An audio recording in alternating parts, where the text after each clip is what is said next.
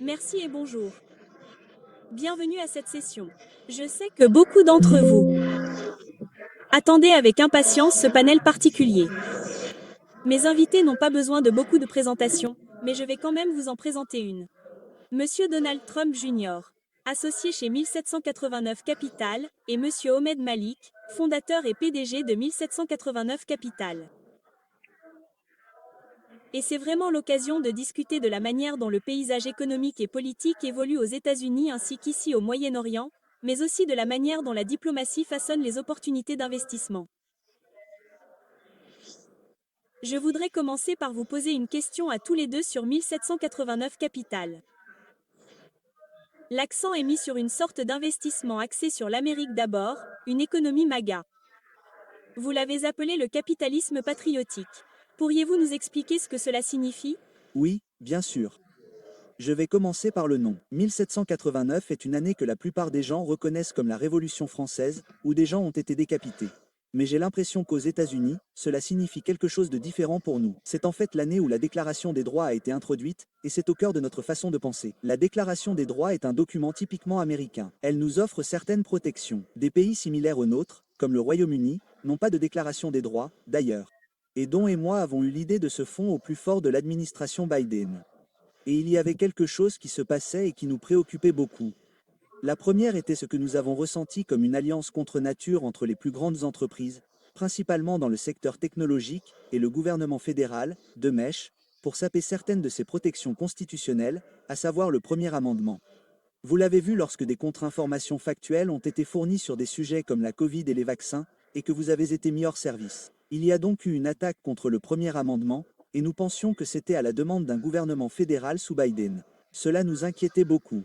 Et en même temps, vous avez commencé à voir d'autres personnes dans le secteur privé ne rien faire à ce sujet. En fait, dans le domaine où nous nous trouvons, qui est le capital risque ou l'investissement privé, c'était tout le contraire qui se produisait. La société de capital risque la plus importante à l'époque s'appelait Sequoia Capital. Ils ont lancé un fonds d'investissement exclusivement chinois. Plaisantons, c'est comme si un fonds lançait, dans les années 80, un fonds spécialisé uniquement en URSS. C'était donc en quelque sorte le contexte dans lequel nous nous sommes retrouvés. Et Don et moi n'allions pas l'accepter. Nous voulions faire quelque chose à ce sujet. Et donc nous avons commencé en 1789. Le contexte de tout cela est-il également motivé par cette rivalité, cette concurrence et cette menace venant de la Chine? Je pense que le monde a parfaitement compris où se trouve la Chine. Je pense que lorsque l'on regarde les alliances dont nous parlons, même sur cette scène même, les pays qui s'unissent pour résoudre les conflits majeurs dans le monde, je pense que c'est d'une importance fondamentale. La Chine a agi en tant qu'acteur indépendant.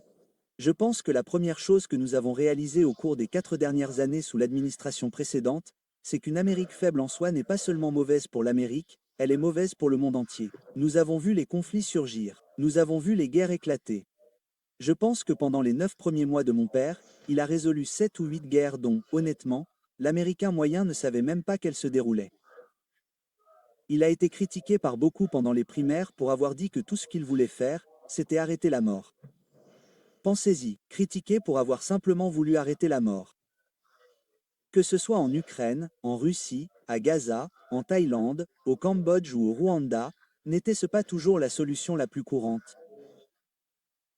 Ne était-ce pas le saint Graal de la politique géopolitique?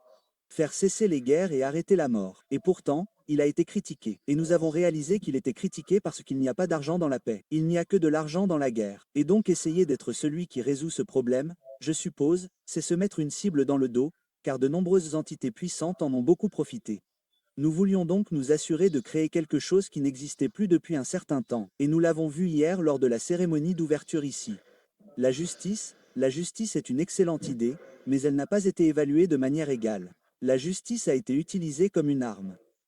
Elle n'a profité qu'à un seul côté, et une grande partie de cela ne peut pas venir uniquement du gouvernement et des entités gouvernementales. Nous devons également le faire dans le secteur privé. L'un sans l'autre ne fonctionne pas. C'était donc l'un des grands objectifs de 1789 et ce que nous voulions faire, c'est financer les entreprises existantes qui sont en accord avec les principes fondamentaux de temps de liberté qui nous sont accordés en tant qu'Américains. Et nous voulons nous assurer que cela se produise également pour le reste du monde. Le déclin de la classe moyenne américaine est en ligne droite avec notre adhésion à la Chine, qui a commencé avec son entrée dans l'OMC.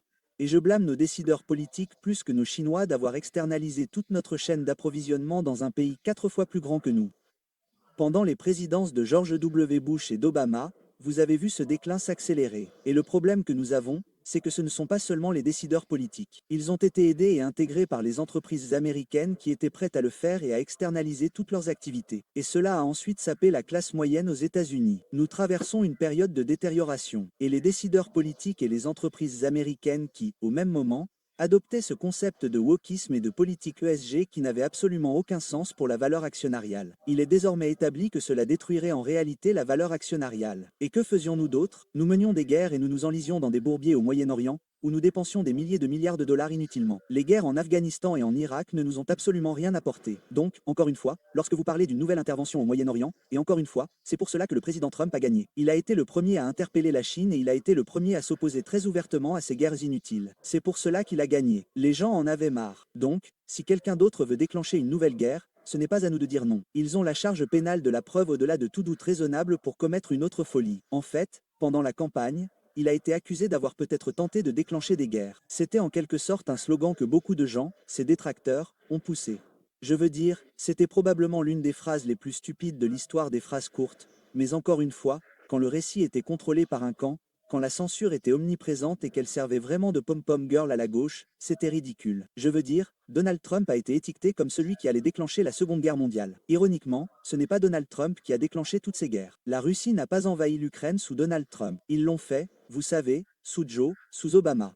Ils l'ont refait sous Joe Biden parce qu'ils ont compris qu'un leadership irresponsable à la Maison-Blanche permettrait aux mauvais acteurs du monde de se déchaîner. C'est une histoire vieille comme le monde. Les prédateurs s'attaquent aux faibles. Et si l'Amérique est faible, les prédateurs vont agir. Donc cette grande ironie que Donald Trump allait déclencher la Seconde Guerre mondiale alors qu'il est le seul dans l'histoire de la politique étrangère moderne à résoudre réellement les guerres, ne devrait pas échapper aux gens. Et pourtant, c'est un sujet dont personne ne parlera jamais. Nous allons parler du Moyen-Orient et de l'Ukraine dans un instant, mais je voudrais juste revenir à la Chine, car nous savons bien sûr que la Chine domine et contrôle les minéraux essentiels. L'Amérique peut-elle rattraper son retard et comment? À accent grave. 100%. Nous devons simplement nous mobiliser. La réalité est que la Chine s'est comportée de la manière dont elle s'est comportée, en particulier en Afrique en ce qui concerne les terres rares. Elle arrive avec une mallette pleine d'argent, elle paye quelqu'un, elle promet des emplois, elle se présente et fait venir ses propres travailleurs. Elle promet des infrastructures, elle les construit, et 2 ans plus tard, elle s'effondre. Puis elle s'en va, laissant derrière elle un sillage de destruction. Je pense que de nombreux pays africains ont pris conscience du comportement de la Chine, et je pense que cela offre aux entreprises américaines une opportunité de s'y lancer. Notre mandat est d'investir en Amérique, mais de nombreuses autres entreprises américaines se lanceront dans ces domaines si elles estiment pouvoir réellement traiter sur un pied d'égalité. Cela doit être créé. Nous avons été témoins de la crise de la chaîne d'approvisionnement au fil des ans. L'Amérique ne peut plus rester les bras croisés et espérer que la Chine sera un bon acteur et distribuera ses produits dans le monde entier. Je pense que le reste du monde comprend également qu'il souhaite que l'Amérique soit à l'avant-garde, car il comprend également sa position vis-à-vis de la Chine. Toute la philosophie de 1789 Capital porte sur la réindustrialisation des États-Unis. Nous y sommes donc totalement favorables. Tout ce dans quoi nous investissons aux États-Unis a 2 effets. Soit il renforce la sécurité, soit il prospère l'Amérique. Et la réindustrialisation ne signifie pas fabriquer les mêmes types de gadgets que ceux que vous fabriquiez il y a 50 ans, pour ceux qui tentent de saper notre sentiment. En fait, cela signifie gagner dans la nouvelle économie dans des domaines comme l'intelligence artificielle, qui, je pense, ont également démontré que si vous externalisez votre chaîne d'approvisionnement, vous n'avez pas de véritable sécurité nationale ou souveraineté. Nous l'avons très clairement vu dans le cas de la coopération. Si un autre pays produit les biens les plus importants pour votre pays, alors vous êtes en difficulté. Et nous ne pouvions rien faire avec les Chinois pendant cette période, car ils fabriquaient des choses comme tous nos produits pharmaceutiques. C'est donc un impératif national pour le secteur privé de se mobiliser et de commencer à investir dans des domaines comme celui-ci. Et c'est ce que nous faisons à 1789. Et ce qui est formidable, c'est que pendant cette période, nous avons une administration qui soutient cela très activement. Je veux ramener votre attention sur le Moyen-Orient. Nous venons d'entendre le Premier ministre qatari, et bien sûr le Qatar a joué un rôle essentiel dans les pourparlers de cessez-le-feu au Moyen-Orient, et nous avons vu le plan de paix en 21 points du président Trump, avec lequel il a travaillé avec les dirigeants de cette région. Mais le cessez-le-feu est fragile.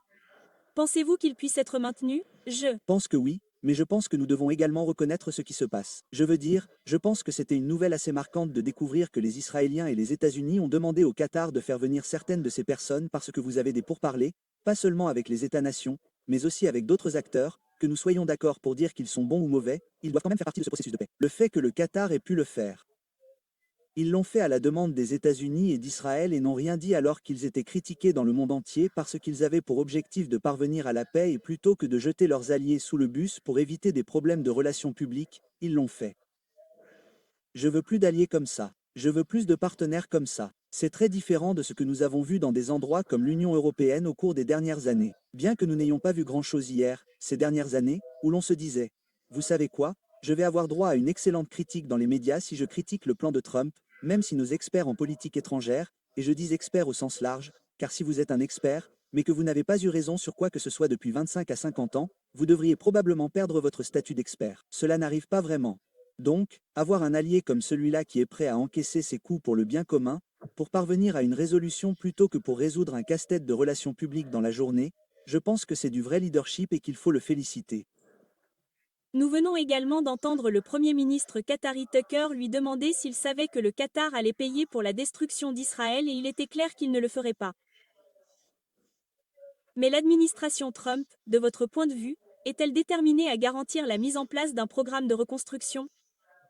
Parce que nombreux sont ceux qui craignent que l'administration ne passe à autre chose assez rapidement et ne s'en tienne pas à la longue. Eh bien, je pense que sans aucun doute, s'il y a bien une chose que mon père est, c'est un bâtisseur. Je sais qu'il est en politique depuis une dizaine d'années, mais il y est arrivé en étant un bâtisseur. Donc, il sait comment faire. Je sais aussi qu'il comprend que le public américain ne va pas faire ce qu'il faisait pendant des années, où nous allions juste être le grand idiot avec le chéquier et nous allions couvrir tous les problèmes du monde sans que personne d'autre n'ait à faire sa part. Je pense qu'il pourrait être, vous savez, le plus grand chef de chantier de l'histoire du monde, mais personne en Amérique ne veut en porter l'entière responsabilité. Cela dure depuis bien trop longtemps. Tout le monde a ses idées, tout le monde veut faire X, Y, Z. Quand il s'agit de faire un chèque et de sortir son propre chéquier, eh bien, cela ne nous intéresse pas. Cela change les choses. Le public américain n'a pas envie de financer tout pour tout le monde dans le monde entier sans en tirer un bénéfice direct. Je pense donc qu'il peut être le responsable qui rassemble tout cela, mais chacun devra réellement intervenir et faire sa part et ne pas laisser les États-Unis tout gérer. Pensez-vous que le secteur privé a un rôle à jouer dans la reconstruction de Gaza? Je suis sûr que je pense qu'il y aura probablement une opportunité pour le secteur privé, mais il y aura aussi des gouvernements qui interviendront et, vous savez, pour aider à résoudre ce problème. Je veux dire, encore une fois, nous sommes ici en tant qu'hommes d'affaires et notre attention se porte principalement sur les États-Unis. Je veux me concentrer sur l'Ukraine car, bien sûr, comme vous le dites, vous êtes tous les deux ici en tant que chefs d'entreprise, mais vous avez également joué un rôle déterminant dans la formulation du message de l'administration.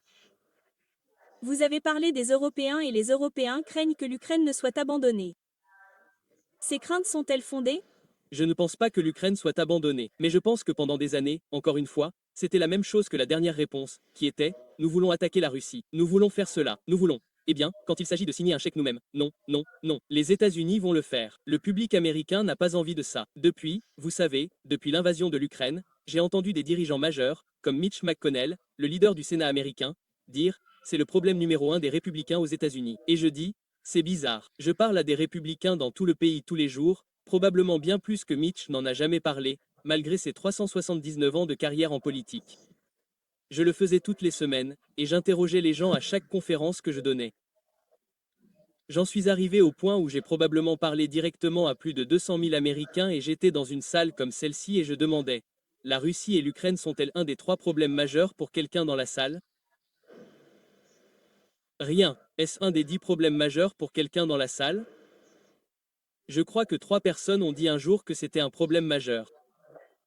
3 sur des centaines de personnes interrogées, des centaines de milliers chaque week-end pendant 2 ans, jusqu'à la fin de la campagne. Une personne a mal compris la question. Il pensait que c'était une double négation. Une personne était en fait de Kiev, donc il pensait que c'était un gros problème pour lui. Et l'autre personne était, vous savez, je crois, au conseil d'administration de Raton. Donc il n'y avait pas d'appétit pour ça. Mais ça n'a pas empêché un parti républicain de dire que c'était le problème numéro 1. Ce n'est pas le cas, et nous devons vraiment écouter la volonté de ces gens. Nous voulons donc la paix. Nous voulons arrêter la mort. Mais j'ai même vu ça hier, vous savez, sur cette scène même. Quelle était l'idée pour l'Europe qui est à la frontière de l'Ukraine et qui a beaucoup plus à perdre si cela arrive? Eh bien, notre plan est de gagner économiquement si on insiste sur la question. Comment allez-vous faire ça? Eh bien, nous allons juste attendre que la Russie fasse faillite. Ce n'est pas un plan. Ce n'est pas une idée. Le monsieur espagnol était un type adorable. Je l'ai vu hier soir plus tard au forum, mais l'Espagne a misé 2,2% au lieu des 5% exigés par l'OTAN parce que mon père voulait en fait que les personnes qui sont les plus grandes parties prenantes entrent dans le jeu. Eh bien, nous pensons que nos 2,2% sont utilisés plus efficacement et donc nous ne sommes pas. Ce n'est pas une réponse. Ce n'est pas une solution. Et encore une fois, je comprends pourquoi ils sont là parce que l'Amérique a créé un précédent pendant des décennies en signant simplement le chèque. Mais si la volonté du peuple n'est pas là, tout le monde doit se mobiliser. Chacun doit faire sa part. Et cela inclut ce qui se passe ici au Moyen-Orient. Si nous le faisons collectivement, nous pouvons trouver une réponse. Mais si nous revenons aux vieilles méthodes, l'Amérique va juste être le grand idiot avec un chéquier, ça ne marchera pas. Ça n'arrivera pas. Et vous avez vu ce qui s'est passé quand mon père a commencé à menacer qu'ils allaient se retirer. On ne va plus faire ça parce qu'il écoute les gens qui l'ont élu. Le monde entier, c'est scandaleux. Ce n'est pas scandaleux, c'est du bon sens. Quand on bombarde des bateaux de drogue dans les Caraïbes, des gens qui font littéralement entrer du fentanyl en Amérique, quelque chose qui tue 100 000 Américains par an. D'accord, juste pour mettre les choses en perspective, ça fait 2 guerres du Vietnam par an en Amérique. L'establishment néoconservateur, les démocrates, comment osez-vous faire ça? Je veux dire, c'est un danger bien plus grand, clair et présent pour les États-Unis que tout ce qui se passe en Ukraine et en Russie. Et pourtant, ils sont contre. Pensez à la folie de ça. Donc mon père a une approche de bon sens en tout. C'est parce qu'au lieu d'être un bureaucrate de longue date qui n'a jamais rien fait dans le monde réel, il l'a fait et il comprend ce que cela signifie et nous devons agir en conséquence. Ouais, je veux juste dire une chose à ce sujet et pour en revenir à la gentille dame qui a parlé hier, je pense qu'elle a fait un lapsus freudien, du moins j'espère que c'était un lapsus lorsqu'elle a parlé de ce que nous avons fait aux Russes en Afghanistan. Ce n'est pas une super comparaison, d'ailleurs, d'accord, c'est une horrible comparaison. Ce que nous faisions, nous finançons un moudjahid qui a créé la radicalisation dans ce pays et nous savons ce que nous avons récolté après cela. Je suis un homme d'affaires, je regarde ça. Nous avons dépensé près de 300 milliards de dollars là-bas et maintenant nous découvrons que le numéro 2 de Zelensky fait l'objet d'une enquête pour corruption. Où est l'audit sur la destination de cet argent? Nous devrions nous poser ces questions. Nous avons plus de 300 000 morts.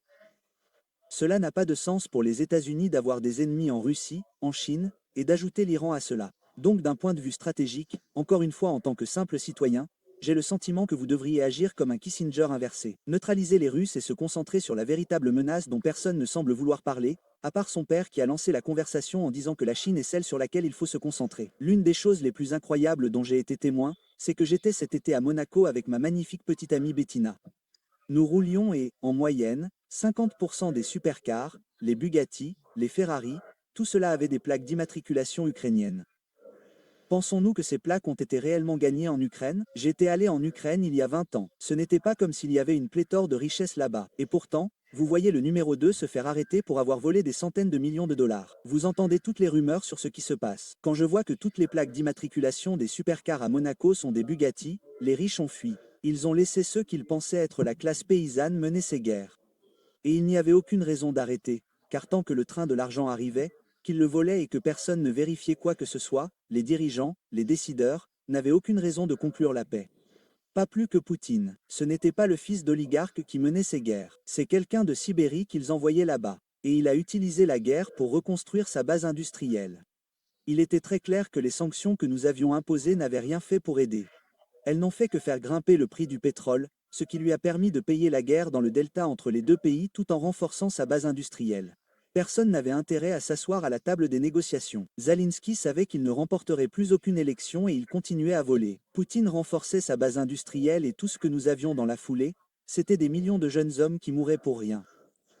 Je veux dire, il est évident que l'Ukraine a un énorme problème de corruption et comme vous le dites, c'était Un pays bien plus corrompu que la Russie, comme l'a délégué le gouvernement des États-Unis avant cette guerre, mais à cause de la guerre et parce qu'il est l'un des plus grands spécialistes du marketing de tous les temps. Zelensky est devenu une divinité limite, en particulier à gauche, où il ne pouvait rien faire de mal. Il était irréprochable.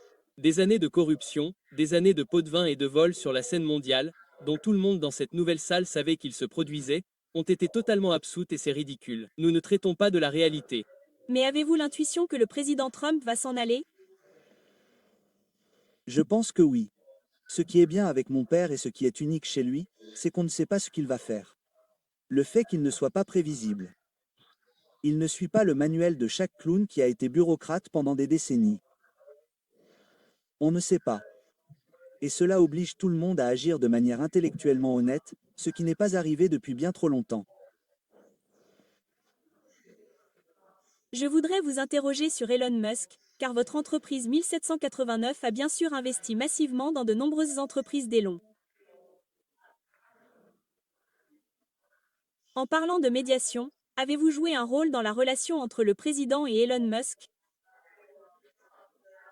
Avez-vous joué un rôle dans le rétablissement de cette amitié? Je pense qu'il ne fait aucun doute que nous avons appris à connaître Elon très intimement pendant la campagne et le processus de transition, et que nous avons maintenu ces relations. Je pourrais vous raconter l'histoire, mais cela n'a pas vraiment d'importance. C'était en grande partie une crise fabriquée de toutes pièces. Et vous avez aussi deux personnalités. Les gens me demandent souvent, comment ça se passe avec votre père? Je me dis, imaginez que je doive gérer un Donald Trump. Maintenant, je dois gérer deux personnes. Ils sont très similaires. Cela a donc créé quelques problèmes, mais la réalité est qu'ils sont tous les deux très proches. Ils sont en phase avec ce que nous voulons faire pour notre pays, pour la liberté d'expression, et bien plus encore. Je pense qu'Elon a fait des choses incroyables avec Twitter. Il a vraiment permis la démocratisation de la vérité, de la liberté et de la liberté d'expression. Et c'était une véritable menace pour l'Amérique en ce moment. Quand on regarde ce qu'Elon a fait en termes d'entreprise, c'est un talent générationnel, un génie générationnel, et mon père comprend et respecte cela. C'est donc formidable de voir que cela va de l'avant. C'est quelqu'un qui change non seulement le visage de la liberté d'expression, mais aussi celui de la science et de la technologie, faisant avancer les intérêts de l'Amérique. Et je pense que c'est fondamentalement important. Nous devons protéger nos génies. Il est de retour à 100%. C'est le Thomas Edison de notre époque. Si vous regardez les entreprises, nous avons investi dans tout son portefeuille. Chacune d'entre elles correspond parfaitement à notre thèse. SpaceX, par exemple, qui vient d'annoncer une valorisation de 800 milliards de dollars, ce qui en fait l'entreprise privée la plus valorisée d'Amérique et donc du monde. Vous savez, elle possède probablement le meilleur produit de consommation que quiconque ait jamais utilisé, à savoir Starlink. Je ne sais pas si vous l'avez déjà utilisé, mais grâce à cela, vous pouvez désormais avoir un bureau volant. Mais encore une fois, dans le cas de SpaceX, notre gouvernement à la NASA s'est effondré et vous aviez une solution du secteur privé pour maintenir le programme spatial à flot, à savoir SpaceX. Et de la même manière que Don l'a souligné, je pense qu'il mérite énormément de crédit pendant une période très sombre à laquelle j'ai fait allusion plus tôt pour avoir maintenu la liberté d'expression en vie en Amérique, qui était menacée lorsqu'il a acquis X ou Twitter. C'était une chose énorme qu'il a faite. Et c'est pourquoi nous le soutiendrons toujours, lui et ses entreprises. Il nous reste 3 ans d'administration Trump. À quoi pouvons-nous nous attendre? Je pense que beaucoup de choses. Vous savez, la grande ironie, c'est que je me suis senti très bien au cours des dernières 24 heures que j'ai passées ici. Le nombre de dirigeants présents dans cette salle qui sont venus me voir ne l'ont peut-être pas dit en public. Je comprends que cela vous vaudra peut-être quelques critiques, mais ils sont venus me dire, nous avons 3 ans pour agir. Ils l'ont tous compris. Ils comprennent qu'il est possible de retomber dans nos vieilles habitudes. Tous ceux qui sont venus me voir, même au dîner d'hier soir, du monde entier, on dit que c'était la plus grande opportunité que nous ayons eue de réinitialiser le discours mondial afin de pouvoir effectuer un véritable changement, car ils ont compris que mon père est un homme capable de faire avancer les choses. Il est peut-être le seul à pouvoir réunir certaines de ces personnes autour d'une table, à instaurer une véritable paix, à instaurer un véritable commerce, à créer quelque chose de bénéfique pour le monde. La réalité est que, économiquement ou autrement, une marée montante soulève tous les bateaux. Si ces nations, que ce soit le Qatar ou d'autres pays du CCG, travaillent avec les États-Unis, en espérant y intégrer l'Europe, qui a ses propres problèmes, et c'est un thème récurrent de mes interventions lors de conférences ces derniers mois, c'est ce qui se passe en Europe, mais c'est lui qui peut le faire, et voir les dirigeants mondiaux du monde entier comprendre cela et le reconnaître, je pense que c'est une formidable opportunité, pas seulement pour les États-Unis, mais pour le monde entier. Ils comprennent qu'il est l'homme de la situation et c'était vraiment réconfortant de voir des dizaines de personnes. C'est une fenêtre de 3 ans. C'est, vous savez, une fenêtre que nous n'aurons peut-être plus jamais pour réinitialiser les choses pour le bien du monde, tant sur le plan commercial que politique. J'allais juste dire, vous savez, nous avons eu une conversation hier soir avec une personne très intelligente ici et il a dit en gros qu'il y a 4 choses que l'on recherche pour un grand pays. Premièrement, il faut avoir un leadership extrêmement fort, une technologie innovante, une armée forte et un accès à une énergie bon marché. Les États-Unis possèdent actuellement ces 4 éléments, ce qui fait que le temps presse, mais je pense aussi que cela fait suite à ce que vous alliez demander, à savoir la relation avec cette région en ce moment. Nous nous concentrons principalement sur la bataille pour l'intelligence artificielle dans le secteur privé, et il y a 2 domaines qui vont être les plus en manque, l'accès au capital et à une énergie bon marché, en particulier dans le cas du Golfe, mais même le Qatar, plus précisément en ce qui concerne le gaz naturel et le capital, va avoir un rôle important à jouer. Et je pense que si je dois vraiment faire valoir un point, c'est que pendant longtemps, les États-Unis, peut-être par complaisance ou par idiotie, peu importe comment vous voulez l'appeler, ont mené une politique étrangère idéaliste qui ne fonctionne pas. Et nous l'avons vu à maintes reprises. Donald Trump a mis en œuvre une politique étrangère pragmatique. Et ce genre de perspective transactionnelle donne l'opportunité, en particulier pour cette région, de devenir de véritables partenaires des États-Unis. Est-il? Susceptible de se représenter? Je suis désolé. Est-il susceptible de se représenter? Eh bien, nous verrons ce qui se passera alors. Mais vous savez, on ne sait jamais. Je ne le compte jamais pour rien. Mais c'est drôle de voir les têtes de gauchistes exploser à chaque fois qu'il en parle. Donc peut-être qu'il fait juste un peu de trolling. Mais encore une fois, c'est probablement la personne la plus imprévisible de l'histoire de la politique, c'est pourquoi il est capable de faire avancer les choses. Et donc je suppose que nous devrons voir. Donc,